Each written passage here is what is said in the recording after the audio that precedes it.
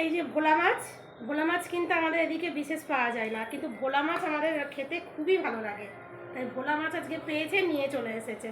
আর এই ভোলা মাছটা কিন্তু ধনে পাতা দিয়ে একবারে শুকনো শুকনো করে করব।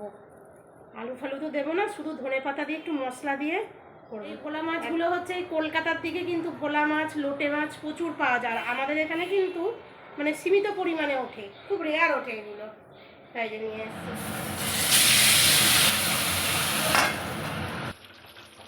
কাঁচা লঙ্কাগুলোও দিয়ে দিয়েছি, যখন ভাত খাবে তখন একটু টিপে খাবে।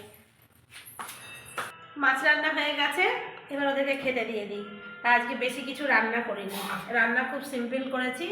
রান্না করেছি হচ্ছে এই যে এখানে ভাত, ধনে পাতা বাটা করেছি, বাঁধাকপি করেছি মটরশুঁটি দিয়ে, আর এই যে মাছ।